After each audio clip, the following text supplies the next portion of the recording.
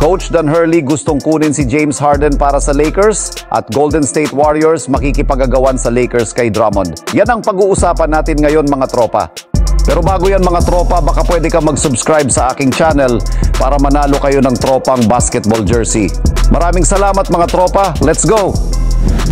Dito muna tayo mga tropa sa Warriors sa balitang bagong big man na target nila sa free agency. Pwede nga po na maghanap ang Golden State Warriors ng isang legit na center sa free agency para makatulong sa Warriors na mapalakas ang kanilang interior defense ng kanilang team next season. At ang isa sa matunog na nalilink sa kanila ay ang dating all-star na si Andre Drummond. Over the cap space nga po mga tropa ang GSW at better fit financially nga po sa kanila itong si Andre Drummond with his veteran contract. Kahit nga po hindi consistent ang kanyang mga laro at lalo na pagdating sa scoring ay solid rebounder pa rin nga po ito. Nag-a-average nga po ito ng 8.4 points, 9.0 rebounds, averaging 17 minutes this season. Pwedeng-pwede nga na maibalik ni Andre Drummond ang kanyang dating laruan sa Warriors, especially as a former dominant force in the paint at lalo na ngayon na aalis na nga po ang kanilang center na si Kevon Looney. Kaya kung makukuha nga siya ng Warriors ay sigurado nga po na magiging starting center siya ng Warriors next season.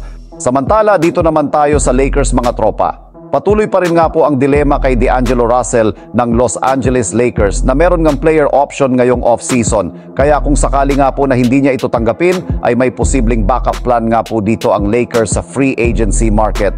Ito ay ang kunin si Monte Morris sa mababang kontrata para magbigay daan sa posibleng pag-alok nila sa former MVP na si James Harden. Ayon mismo ito sa mga NBA insiders. Kahit nga po medyo malabo mangyari pero may posibilidad nga daw po ito sabi nila.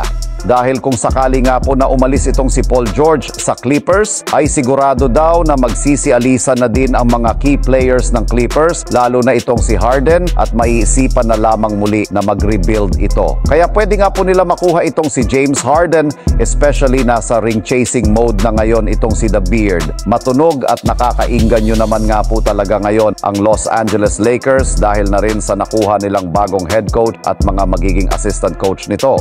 Sinabi din ng kanilang bagong head coach na gusto niya daw itong si James Harden na itandem kay LeBron James at Anthony Davis. Dahil proven na rin nga po na kayang-kaya magparaya ni James Harden sa bola, especially naka-teammate niya na ang mga players na ball dominant katulad ni na Westbrook, Durant at Kyrie. Pero mas magiging effective nga po siya kapag dalawa na sila ni LeBron James na magbibigay ng play kay Davis sa mga pick and roll plays.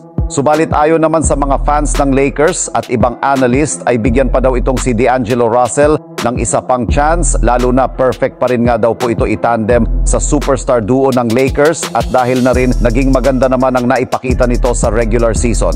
At dahil bago na din ngayon ang Lakers coaching staff, ay ibang-iba na ang sistema ng kanilang team ngayon.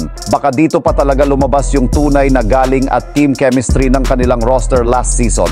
Kaya kayo mga tropa sa mga Lakers fans dyan, dapat bang kunin itong si James Harden o bigyan pa ng 1 year si Russell? Pakikomento naman dyan sa ating comment section.